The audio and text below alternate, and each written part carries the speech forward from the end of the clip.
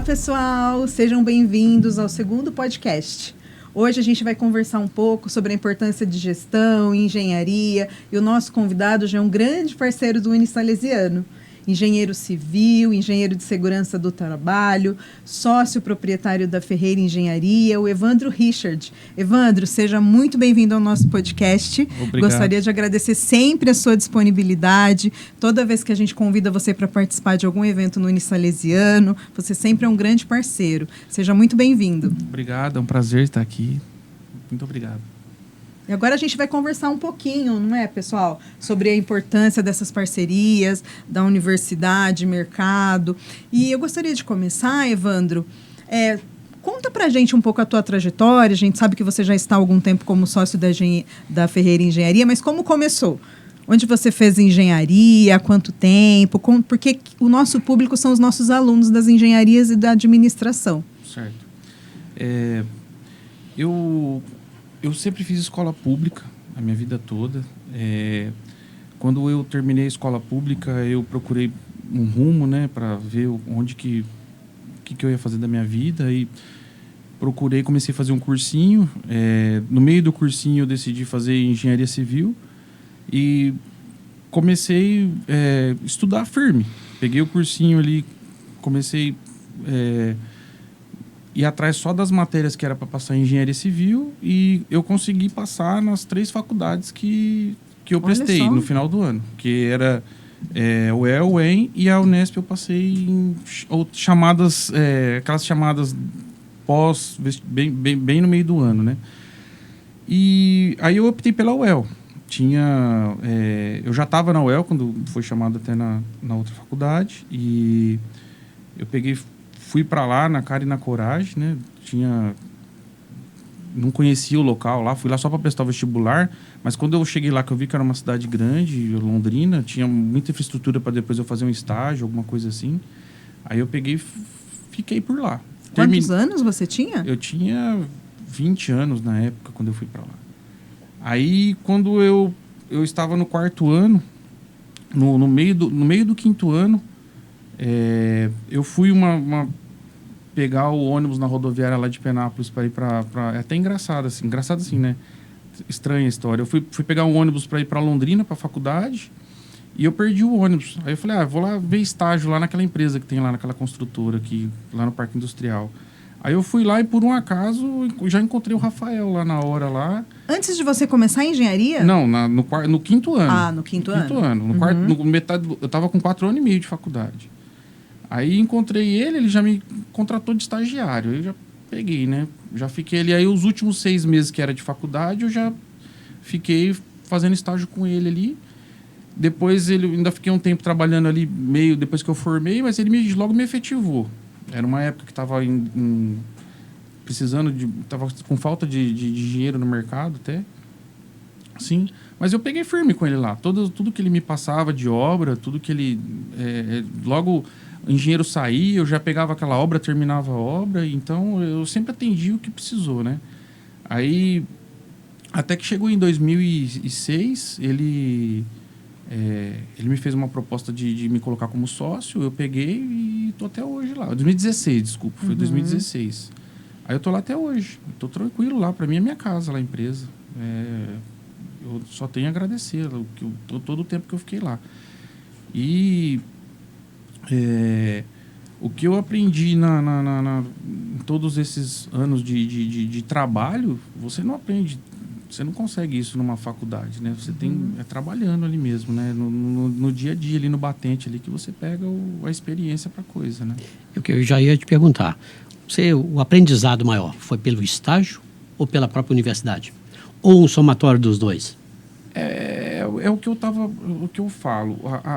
O estágio, ele te ensina muito para o mercado que você vai entrar. Por exemplo, se você na sua parte de estágio, você fizer estágio em obra, você vai estar preparado para obra. Se você no seu estágio, você faz estágio num escritório de cálculo, você vai sair formado sem experiência de obra. Entendeu? E a faculdade, ela te dá ela te ensina o básico para você exercer qualquer uma dessas missões depois, né? Você aprende o cálculo, você aprende raciocínio, você aprende tudo ali. Mas ela não te ensina a experiência. A experiência é que nem às vezes o Rafael fala, pô, tem que procurar um curso para todo mundo fazer aqui, para renovar, para todo mundo aprender mais técnicas de obra e tal. Mas isso aí não é um curso, é uma experiência. Você não aprende isso num curso. Não tem como uma pessoa ir lá e falar assim, ó, pra você rebocar a parede aqui, é melhor assim. É difícil você ensinar experiência para a pessoa. Você tem que estar no dia a dia, né? Mas você acha que da época que você se formou, estava se formando, e da época que você fez o estágio para hoje, né? Você falou 2016, né? Mudou muita coisa em termos técnicos, em termos da exigência para o profissional que vai trabalhar na área? A exigência, assim, o que eu te falo, mudou. Por exemplo, na minha época, eu tive um ano e meio na faculdade de aula de arquitetura fazendo desenho na mão. Era 2008, entendeu? Hoje, se estiver fazendo isso ainda, eu não sei para que usa, porque hoje é tudo programa. Sim. Né? Você tem que... Então, o que mudou é essa. A tecnologia ela entrou assim, de um jeito que todos os cursos de engenharia, de arquitetura, de construção, tem que entrar junto com isso, né? Sim. O meu estágio, por exemplo, um estágio que foi muito bom que eu fiz, foi um supermercado que eu fiz com uma empresa do Rio Grande do Sul, lá em Londrina. Eu cheguei com o engenheiro, era um pasto. E a gente, em 3 meses, entregou o mercado pronto, funcionando. Assim, então, eu peguei todas as etapas de obra ali, entendeu? É o que eu estava falando para a Priscila outro dia. O engenheiro hoje ele é quase igual a um médico. Você tem um médico, o cara forma em médico. Só que o engenheiro também, ele forma em engenharia. Só que o médico ele faz a especialização dele em médico de cabeça, o outro é de coração, o outro é da pele. E o engenheiro ele tem que ver onde ele vai. Se ele vai fazer calculista, se ele vai ser um concurso, se ele vai tocar obra. Porque cada um tem que se focar no seu nicho ali, né? Na área que ele acha que vai ser melhor para ele. E muitas das vezes esse caminho profissional que ele vai seguir, quem vai mandar não é às vezes até o que ele gosta, é o estágio que ele fez. Porque ele vai arrumar emprego naquilo que ele fez estágio. Né? O estágio ele é importante para isso. Não é simplesmente lá, eu preciso de fazer 60 horas de estágio lá para pagar a hora que a faculdade pede. Cansa de vir gente pedindo, por exemplo, para fazer, assina para mim o estágio. Não sabe a oportunidade que tá, né? Eu não vou assinar assim, para fazer. A pessoa está perdendo, cara, porque a hora que você pega o diploma, se você fala assim, ó, onde você fez estágio? Eu fiz estágio ali fazendo sei lá o que lá. Não serve, você está atrás do seu concorrente, né? E como que funciona essa questão? Eu vou usar uma expressão, não sei se é correta, né? As demandas de mercado, mas com relação à questão técnica, né? Principalmente em relação a materiais que vocês utilizam na engenharia civil, como, por exemplo, alguns anos atrás, 2 alunos da Civil me procuraram que eles queriam apresentar um trabalho no evento do ITA, do Instituto Tecnológico da Aeronáutica. E na época eu orientei que eles fizessem alguma coisa relacionada com nanopartículas, né? Nanocarbono e tal. E aí a gente descobriu que naquela época já existiam pisos, né? Pisos que são revestidos com nanopartículas. E esse piso, então, ele suporta, né? Ele é difícil de riscar e tal, né? Como que é isso? Como que vocês, enquanto empresa, né? Como que é essa demanda? Vocês que vão, digamos, repassando para as empresas que produzem tecnologia aquilo que o mercado está solicitando? Porque eu trabalho bastante na área de engenharia mecânica, elétrica, mecatrônica, né? A gente percebe que é uma via de mão dupla, né? Ou seja, o sujeito, o engenheiro, né, o técnico está lá no chão de fábrica, né? E essas exigências, essas demandas vão surgindo. Então, por exemplo, um equipamento que tenha um CLP com uma eletrônica mais sofisticada, né? Na civil, como que funciona isso? Então, pra gente, para construir o prédio, por exemplo, é que eu dou muito exemplo porque minha área é construir prédio. Não, a gente Construir adora prédio. exemplo. É construir prédio, entendeu? Certo. Construir prédio, loteamento. Então, a gente analisa o nosso problema, certo? E tenta minimizar aquilo ali, derrubar o custo. Vou dar um exemplo besta. Entulho, cara. Para você construir um prédio, quase que você gera um outro prédio de entulho. Nossa. Porque você ergue a parede, você tem que cortar a parede para você embutir cano, para você embutir mangueira, para você passar. Aí o pedreiro tá lá rebocando a parede, a hora que ele reboca a parede, ele joga o reboco no chão, aquele reboco é contaminado, ele já não consegue repassar na parede porque pega uma pedrinha. Então a gente fica estudando aquilo para... Não que a gente vai pedir para alguém inventar alguma coisa, mas a gente tenta ver o que tem. Por exemplo, hoje, quando eu faço prédio, que são feitos, vamos supor, 20 andares. A gente tem um inventário aí, uma liga que imita a argamassa de assentamento. Até uma velhinha no mercado aí, que é uma bisnaga, parece catupiry lá. Eu esqueci o nome daquela, Dundum, tem um nome, tem vários nomes. É que nem Bombril, assim. O cara que inventou primeiro pegou o nome e ficou aquele nome. E aí, aquele negócio, ele não gera entulho nenhum. Porque você passa, assim, dois filetinhos daquele produto Que interessante, no né? tijolo, Muito colo legal. no outro e acabou. E vai indo. Então, o pedreiro, ele pega o bloco, coloca o produto, cola o bloco. E vai e ergue a parede. E o negócio não descola. Curioso. O último prédio que a gente fez foi feito com isso. Foi feito com esse produto. Nossa. Agora, eu estou tentando resolver esse problema do embutir as mangueiras e os canos. Porque isso gera bastante entulho. E o que acontece? O nosso sistema de prédio, ele é o sistema de concreto armado. Então, a gente constrói o pilar, a viga e as lajes. Aí a gente constrói pilar, viga e laje, pilar, viga e laje. E depois a gente vem enchendo com a alvenaria. Por exemplo, vou dar um exemplo. Tem empresa que constrói um sistema de alvenaria estrutural. Ele coloca os tijolos, aí ele coloca a laje em cima, coloca os tijolos. E aí, nesse de alvenaria estrutural, ele já consegue soltar com as mangueiras. Ah, Porque sim. ele já coloca dentro do legal. bloco, entendeu? O nosso não, o nosso eu tenho que acertar mais ou menos ali na viga ali, e depois não bate, você tem que adaptar, então quebra muito. Certo. Só que a gente tá vendo um sistema de bloco, a gente está estudando agora para esse próximo prédio, para a gente usar para gerar o mínimo de entulho possível. Porque o entulho, cada caçamba que sai é dinheiro que está indo embora. Sim. Né? Exatamente. É dinheiro que está indo embora. E essa questão, por exemplo, do reboco, por exemplo, eu ainda não tenho uma tecnologia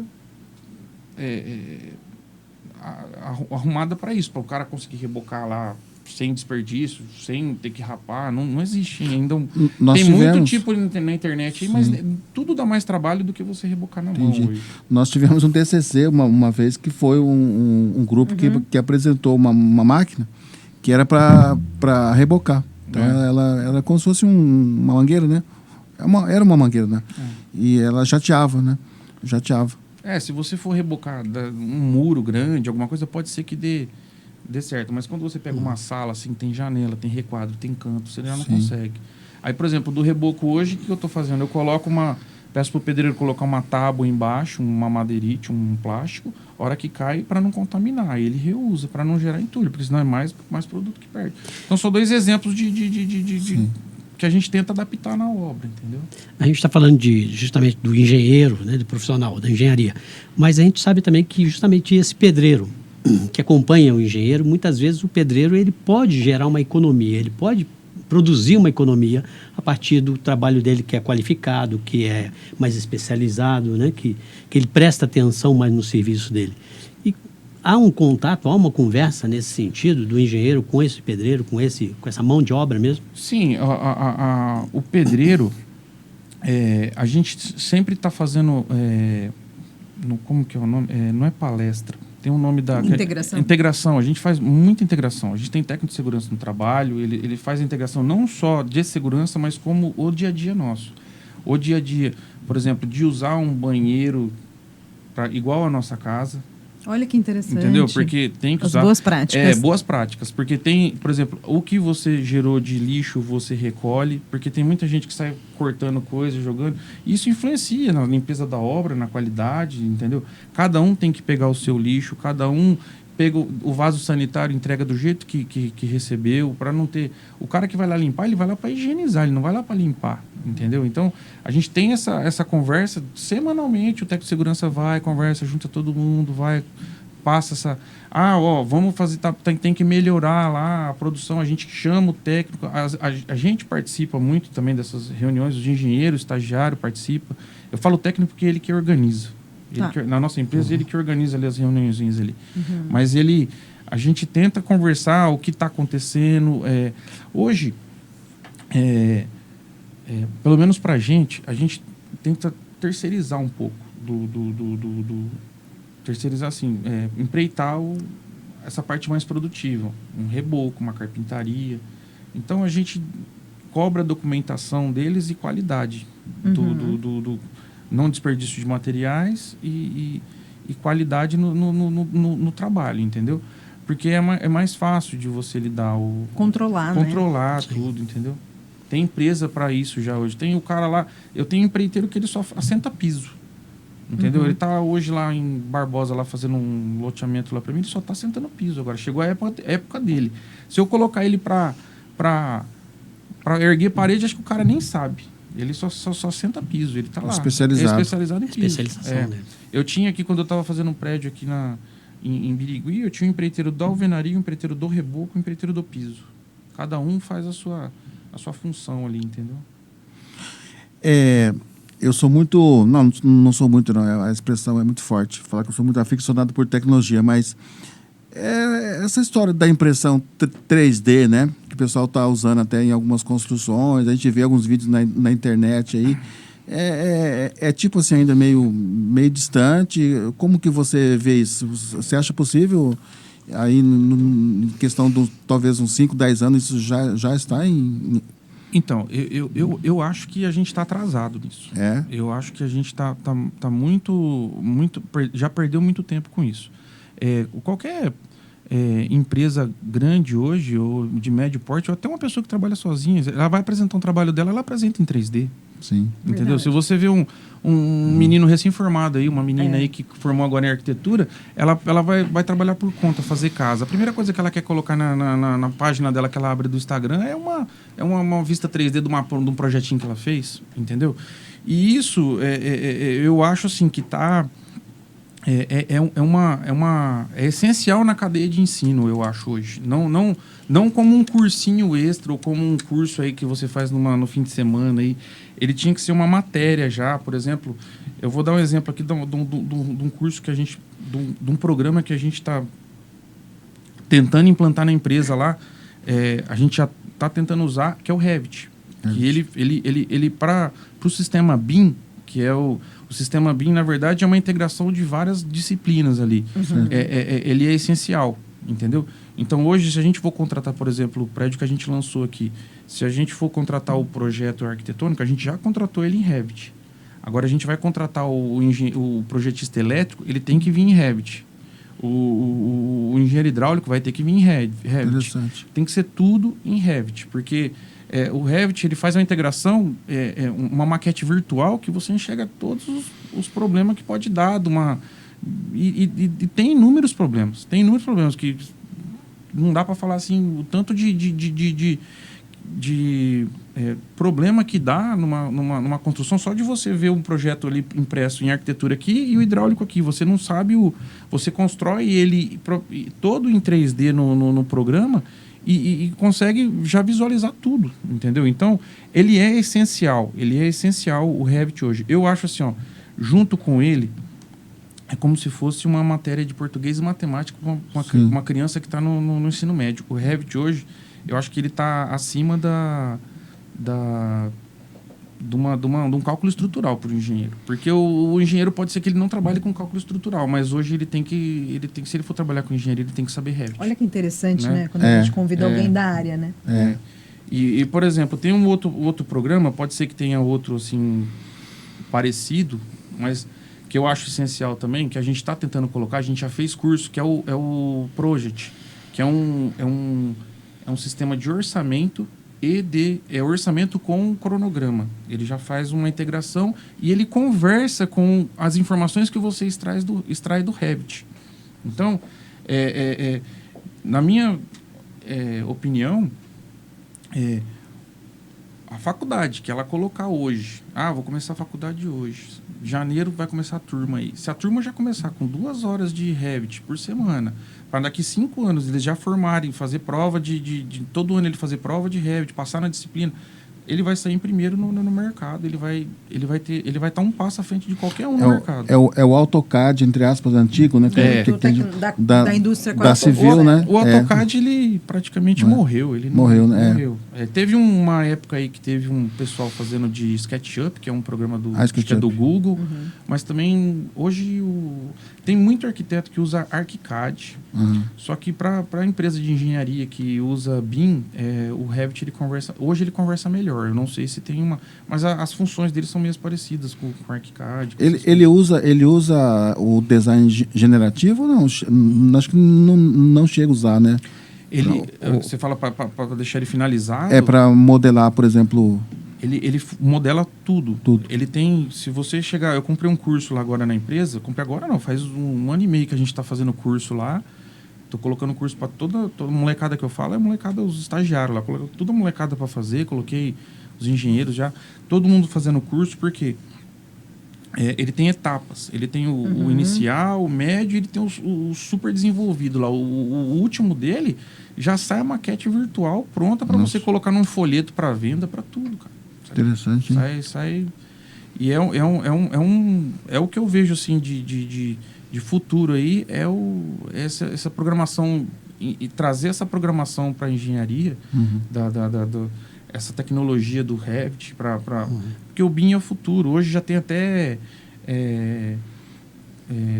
como que fala, licitação de prefeitura que eles pedem eles já pedem em BIM, senão não interessa para eles já estão pedindo em BIM. Então hoje se o cara vai falar assim, eu vou me formar, vou ser projetista, tem que ser em Revit. Se ele vai trabalhar numa construtora, ele tem que ter Revit. Entendeu? Se ele vai trabalhar numa empresa de logística, de alguma coisa em outra área, numa prefeitura, ele tem que ter o BIM, tem que ter alguma coisa. Né?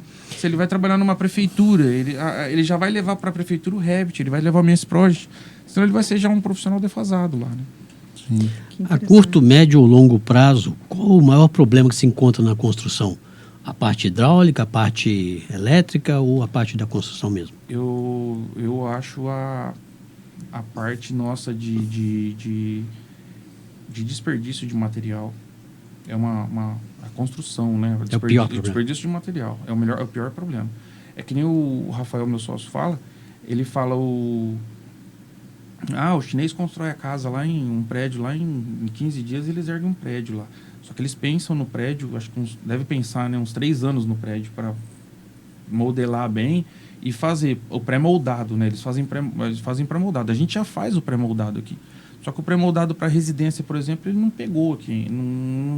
Eu não conheço ainda assim se tem um prédio pré-moldado. Porque o pré-moldado, o desperdício dele é muito, muito baixo, né? Só que ele tem problema de dilatação, ele tem um problema diferente. Ele não é igual o concreto que é formado ali naquela... Né? Mas para a gente hoje, assim, um dos maiores problemas nossos é o desperdício. É o que você corta para construir, para ajeitar.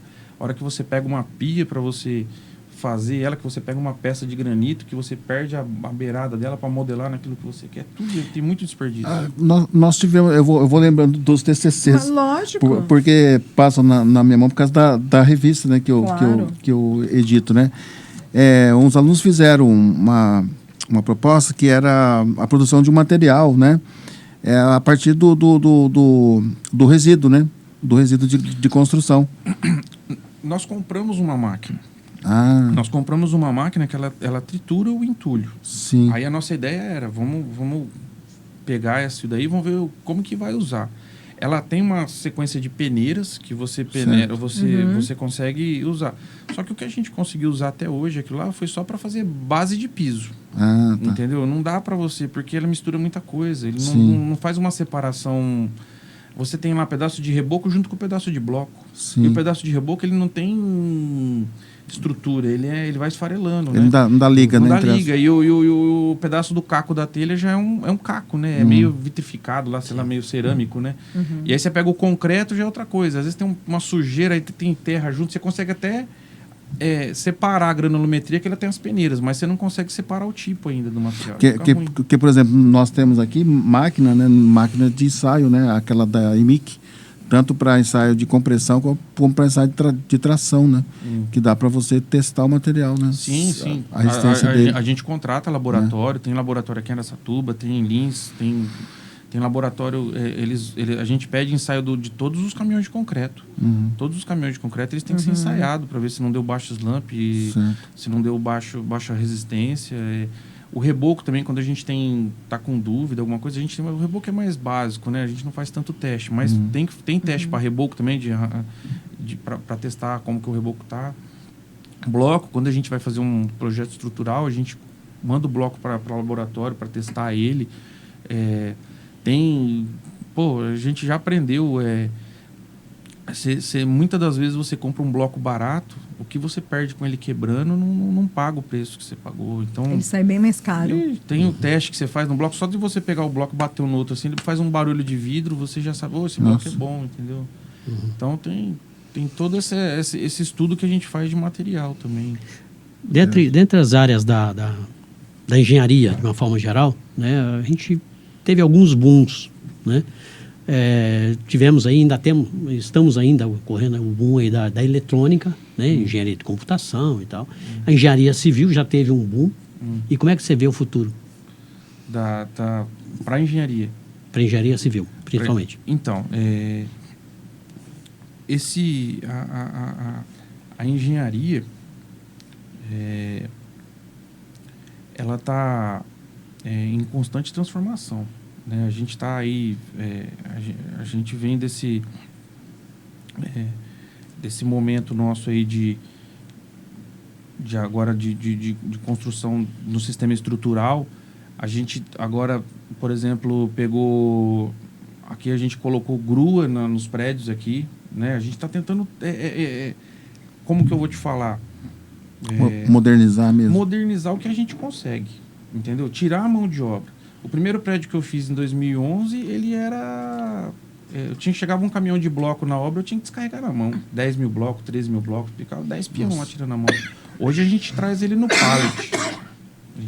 pallet. A grua pega lá de cima do prédio e já coloca no andar que a gente quer, entendeu? Então hoje a gente está numa fase assim de tentando adaptar tudo para tentar aproveitar a mão de obra que está escassa. O profissional para construção, ele é escasso. Você fala, tem 10 milhões de desempregados, mas da construção você não é especializado mesmo. Não né? O grande problema da mão de obra é justamente esse, né? Você tem muito desempregado, mas são pessoas desqualificadas. Eu já cheguei a mandar carta pro Senai, em Mirigui, quando eu estava fazendo o prédio lá, pedindo para eles para um curso de carpintaria lá, porque eu não estava tendo carpinteiro. Eu queria falar, eu preciso de um curso aí pro cara ter uma noção, porque eu contrato ele efetivo e vejo se ele vai vingar porque a gente tem que toda hora ficar procurando, se adaptando, porque o preço do metro quadrado ele vai te custando um preço maior e parece que o dinheiro do pessoal vai encurtando e você tem que ir tentando se adequar naquele aperto ali, né? Você tem que ficar a todo momento tentando se adequar. A nossa engenharia, eu falo nossa, né? Como se eu fosse dono, mas sendo muito patriota, né? Mas a engenharia civil brasileira, né? Porque a gente gosta de comparar, né? Que na mecânica você fala, na robótica, por exemplo, os japoneses são ótimos, né? Na automação, nos robôs humanoides e tal. E isso na civil, como que é o parâmetro assim, de países mais avançados? Como que está o Brasil nisso? Cara, eu acho assim, a gente paga pelo aquilo que a gente pode. Por exemplo, eu visitei uma vez um condomínio em construção nos Estados Unidos, que eu fui lá uma vez que fui viajar, e eles constroem eles construíam aquele condomínio todo, assim, eu devia ter umas 100 casas lá, que ela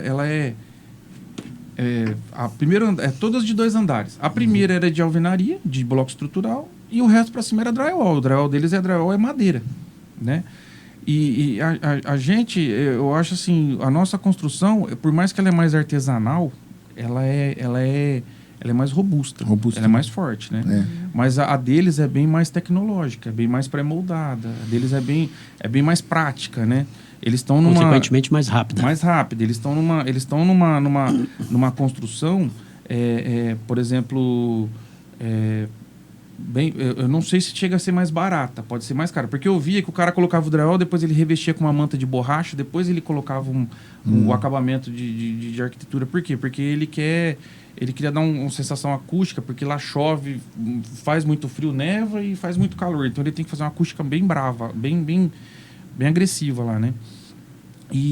Só que é um tipo de casa que eu acho que não vende aqui no Brasil. Não vende, né? Não vende, porque o brasileiro está acostumado com a casinha ali de tijolo. Até com mais segurança. Com mais segurança, entendeu? Ele está acostumado. Se você fizer uma casa de drywall aqui, eu acho que ainda não vende. Nossa, eu fiquei impressionado de ver isso aí, porque eu entendi por que o Gugu morreu. Não, é verdade. Porque ele subiu, né? Parece que ele subiu lá não sei se foi no mezanino ou no sótão lá. E a estrutura não aguentou, ele caiu. Foi consequência disso. Se tivesse sido no Brasil, jamais teria acontecido aquilo. Né? Não teria, né? Porque aí eu assisto muito aqueles programas, não pode falar marca, nome de empresa aí, né? Netflix, aqueles de reforma. Os caras tem um programa lá, um mais novo aí, os caras fazem uma reforma em 12 horas. Em 12 horas, eles pegam uma casa, aí eles vão com uma marreta quebrando tudo. Mas não é possível. Eles fazem uma casa, eles refazem uma casa em 12 horas. Impressionante. A gente ganhou. Teve um último prédio que eu fiz aí, a gente sempre rebocou o prédio por dentro com massa de reboco. Aí foi até uma coisa que a gente fez agora. Agora, o último prédio que eu fiz, a gente já passou massa de gesso. Certo. Em vez de reboco. Por dentro. A massa de gesso, você já não precisava passar massa corrida. Entendeu? Então você já ganhou um tempo. Legal. Interessante, né? Ganha tempo. E era um negócio assim, já era pronto. Você passava, o gesseiro já ia lá, corria gesso na parede. E aí, a hora que eu fui fazer a conta, falei, eu vou ter que... O prédio está aqui, tem 20 andares. Eu tenho que montar cavalete para eu rebocar o teto. Eu tenho que montar cavalete, eu tenho que bater massa lá embaixo, trazer massa para cima. Coloquei tudo na ponta do lápis. O gesso de acartonado estava saindo mais barato para fazer. A parte do teto. E ela também é mais segura mais a temperatura. Segura, né? mais a temperatura, segura mais a acústica. O pessoal prefere colocar iluminação embutida.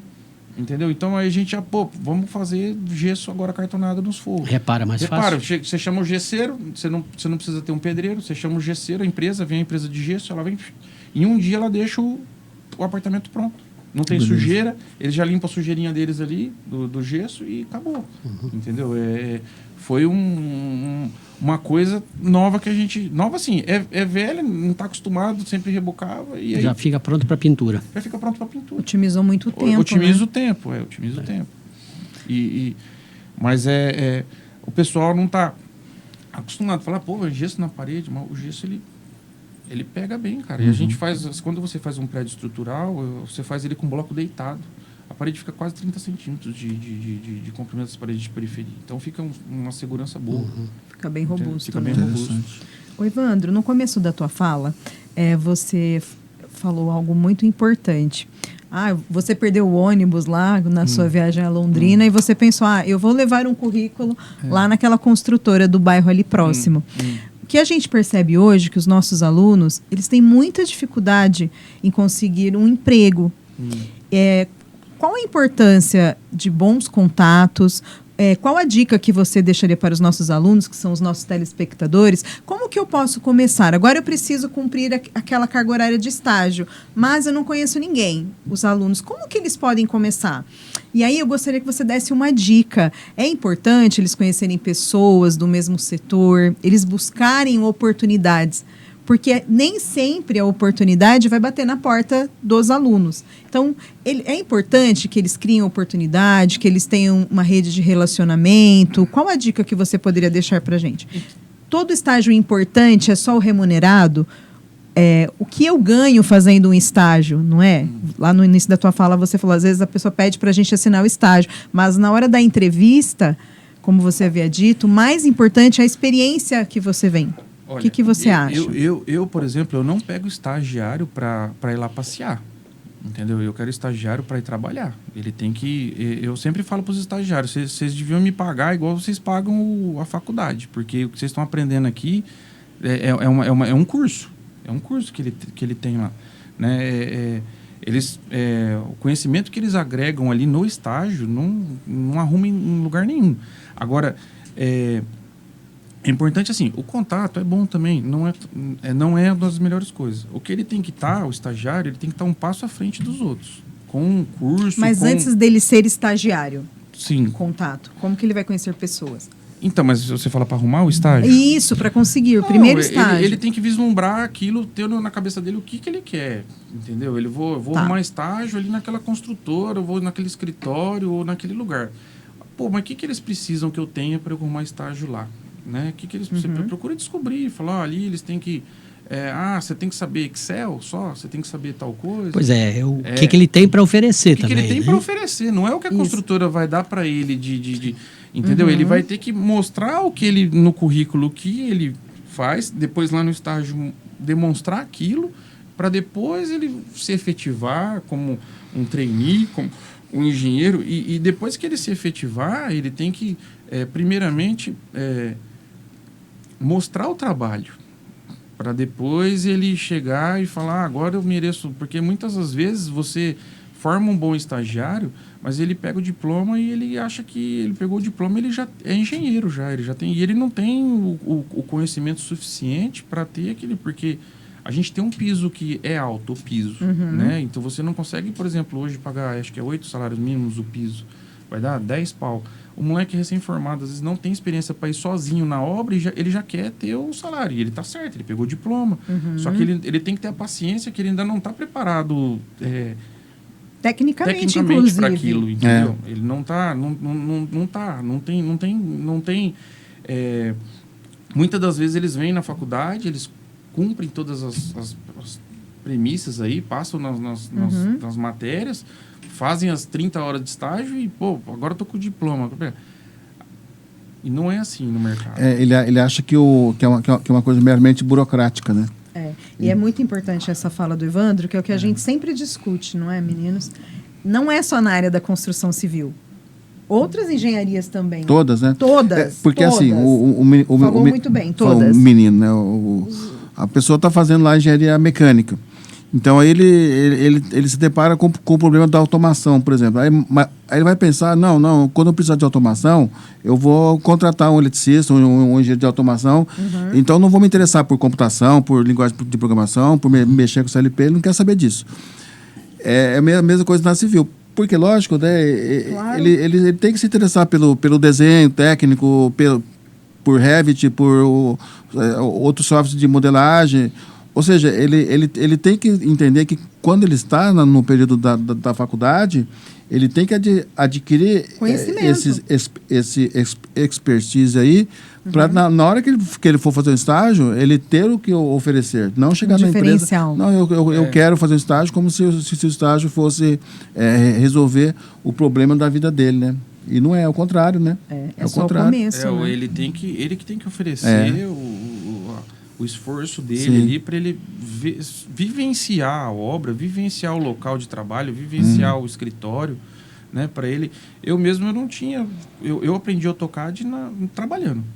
Eu fiz um curso básico na faculdade, e aí quando eu fui fazer estágio na construtora, me soltaram ali, eu ia atrás e procurava e fui aprendendo, trabalhando ali. Depois, quando viram que eu estava ali bem naquele setor, já me subiram de cargo, entendeu? Mas você tem que demonstrar o que você faz, não é só vou chegar lá já e querer ganhar aquilo. Sim. Né? E a pessoa tem que se dispor, né? Tem que se dispor. Esse tempo que você fala, né? Depois, foi rápido? 6 meses, 12 meses? Você tem que se mostrar essencial para a empresa. Né? Não é você. Quem vai determinar? Aquele cara, a empresa está quase dependendo dele agora. Aí que você vai, né? Foi 6 meses, foi 1 ano. Né? Não é uma coisa de tem um tempo. Deu 3 meses agora, deu experiência, agora você me registra. Não dá. Não é assim. Não é assim. Sim. Imagina. O Evandro, qual é o profissional, hoje em dia, qual habilidade técnica que você tem mais dificuldade para encontrar? O conhecimento em Revit e MS Project. Esse profissional, ele tá escasso, entendeu? Ele tá... Não acho. Tem muitas pessoas que fizeram curso básico, mas o curso básico ele tem que ter Não qualifica. ele tem que ter o curso, não é intermediário, é o Avançado. Ele O cara tem que saber, na verdade. Eu acho que o estagiário hoje, no quarto ano de engenharia, de arquitetura, de desenho, do que for, ele tem que estar com o Revit avançado no quarto ano. E o MS Project. O MS Project também é um entendeu? Isso tem que ser como matéria, não pode ser só um curso. Mas hoje, como as faculdades ainda não têm isso como matéria, ele tem que correr atrás e ir atrás do curso online, do jeito que for. Porque a gente... não é que a gente vai absorver todo mundo, mas quem a gente precisa, a gente precisa dele que esteja preparado para isso. Entendeu? Deixa eu te fazer uma pergunta agora da área da gestão. Às vezes a gente percebe nas engenharias, todas as engenharias, o aluno, claro, no desenvolvimento do curso, às vezes ele não tem noção que ele vai usar gestão quando ele for um engenheiro. Então, eu queria que você comentasse um pouco com a gente, sei lá, no seu dia a dia, existe gestão, se você precisa, se você tem situações de conflito, que tem tomada de decisão, porque às vezes o aluno pensa, mas eu não gosto de gestão, eu vou ser engenheiro, não é importante. E como é lá no mundo real? Até o estagiário, ele tem que ter noção de gestão. Não é só o engenheiro, até o encarregado da obra, porque o encarregado, ele cuida dos pedreiros, o estagiário cuida de todo mundo para o engenheiro. Né? O engenheiro cuida... Então, você tem que ter você tem que saber lidar com as pessoas. Não é só com... Só mandar. Eu tenho lá... Eu brigo sempre com uma moça que trabalha comigo lá, até se ela escutar. Mas eu falo... Ela tem dificuldade em conversar com os funcionários. Olha vêm reclamar. Informação importante. Eles vêm reclamar comigo dela, entendeu? Aí eu falei para ela outro dia, eu falei, não é o primeiro, segundo, terceiro, já é o quinto ou sexto. Até mandei uma lista para ela. Falei, é sexto já que vem falar da estupidez de falar. Então você tem que saber conversar com a parte de RH, com a parte do financeiro. Você tem que saber conversar com o pedreiro. O pedreiro às vezes não aceita que você fala mais alto. Você tem que conversar com ele. Falou, vamos ali, vamos fazer, entendeu? Hoje não é na base do chicote. Você tem que ir ajeitando. Ter um bom relacionamento com todas as áreas. É um termo... Educação e respeito. Falou tudo, Hércules. É um termo muito... Falou tudo. Já jargão, mas é a tal da inteligência emocional, né? A pessoa tem que ter inteligência emocional. Porque não adianta você ter um gênio, né? E o gênio não ter esse jogo de cintura e tal, né? É tão importante quanto o conhecimento técnico. Você tem que demonstrar para todas as pessoas que elas são importantes para você, entendeu? É o que eu estava... Essa semana, eu estou terminando uma obra lá que eu vou inaugurar agora lá. E os dois eletricistas que eu contratei falaram, vocês não vieram segunda-feira. Eu falei, e aí, cara, segunda-feira? Aí eles falaram assim, não, porque eu tenho uma casa lá que eu estou terminando. Eu falei, cara, veja bem, a casa lá vai ter inauguração, tem jornal contratado, tem data, tem convite mandado. Eu preciso de você aqui, cara. Para mim aqui, você não vem, a obra para. Aí ele fica assustado. O cara não faltou mais, entendeu? Ele já sentiu. Mas porque eu ajeitei ele ali, não liguei para ele. Falei, seu filho da mãe, você não veio trabalhar, que não sei o quê, entendeu? Você não pode fazer uma coisa dessa, né? Muito legal. A pessoa tem que se sentir responsável também. Né? Ela tem que se sentir responsável. Ela tem que saber que se ela não vem, a obra para. O eletricista, se hoje eu tô lá, se o meu encanador não for, o outro não faz o serviço dele, não entra com a limpeza, o outro não instala o vaso, o outro não faz, entendeu? Independente do cargo, todos são importantes. Todos são importantes. Verdade. Todo mundo que a gente convida aqui, não é unânime. Às vezes eles contratam pelo currículo e a pessoa não sabe resolver situações de conflitos, não sabe se relacionar com as outras áreas da empresa. Então, é como o Edival falou, né? A inteligência emocional, a gente percebe que nem sempre todo técnico vai conseguir resolver uma situação de conflito. É como você disse. Ele faltou, mas e aí? O lançamento já estava agendado, os convites enviados, e eu preciso resolver essa situação. E o emocional da pessoa precisa estar preparado, né? Porque, por mais técnico que você seja, o melhor do mercado, mas você precisa resolver conflitos o dia todo, né? Resolver problema a todo momento. Todo momento. Você é pago para resolver problema, praticamente. Gente, olha a dica. Viu, pessoal? Olha a dica. Não sei se a gente está estourando o tempo, eu acho que sim, né? Pessoal, então, infelizmente, a gente já está caminhando. para o final do nosso podcast de hoje. Eu gostaria de agradecer muitíssimo a presença do Evandro com a gente, sempre disponível, e o Unisalesiano preza muito e faz muito bem isso, que é esse diálogo, academia, mercado. Então, Evandro, queria agradecer muito a sua disponibilidade, que a gente sabe que a sua agenda é super apertada para você estar conosco aqui. Gostaria de agradecer a Gabi, que acompanhou o Evandro com a gente. Muito obrigada, a gente está à disposição da Ferreira Engenharia. E tem novidades por aí? Fala pra gente agora como estão os lançamentos e tal. O que vocês têm de novo para o final do ano para a gente fechar? Então, nós lançamos agora um prédio aqui aqui em Araçatuba. Aqui em Araçatuba, no bairro Nova York, ao lado do New York Tower. É um edifício moderno. Ele tem 10 mil metros quadrados de construção, de terreno. Vão ser mais de 65 mil metros de construção. O lazer dele tem 10 mil metros. Nossa, tem piscina, gigante. Tem salão de festa. A gente fez um projeto assim que a gente chegou e falou o que mais de lazer a gente pode colocar nesse pátio. A gente não tinha mais. Aí a gente colocou jardim no resto. Porque colocamos até, por exemplo, um espaço para... Fizemos uma área de pouso para drone. Nossa. Drone, se caso algum restaurante for entregar comida com drone, já está preparado. E nós fizemos infraestrutura para todos os carros serem abastecidos com energia elétrica. Então, isso que eu ia perguntar. No futuro, né? Nesse projeto aí já tem bastante da ideia de sustentabilidade, energias limpas e tal, né? Sim. Nós compramos. Agora nós fazemos parte de um grupo GRC de sustentabilidade e nós já vamos entregar o condomínio também com placa solar em 100% das torres. Então, as 2 torres vão ser cobertas por placa solar. Nossa, que maravilha. É um prédio, um produto que a gente procurou melhorar em todos os pontos que a gente tinha reclamação dos outros prédios nossos. Às vezes uma cozinha estreita, uma janela de melhor qualidade, um closet para mulher, porque a gente fazia os prédios aí de 100 metros e não tinha closet. Agora a gente já colocou um closet. Então a gente procurou melhorar todo a planta para atender os clientes, né? E aí a gente baixou o preço. Isso é bom, né? A gente chegou num custo bom, que está um custo até melhor do que a concorrência aqui no mercado, e está entregando um produto bom. E é um produto que, por ter 416 apartamentos num prédio, eles são 2 torres, o condomínio dele a gente estima aí até 1/4 do salário mínimo, que é um valor baixo, valor pelo baixo, padrão do prédio. É um valor baixo. Nossa.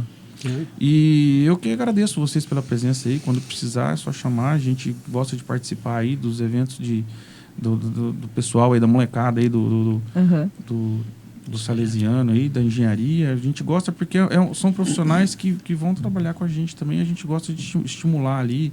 Quando precisar ajudar, a gente é só dar um toque na gente lá. Continuaremos convidando a Ferreira Engenharia, pode ter certeza. A gente também continua recebendo as vagas de estágio para emprego e a gente divulga. Muito obrigada a todos. Muito obrigada. Obrigado. Muito obrigado. Até mais. Obrigado.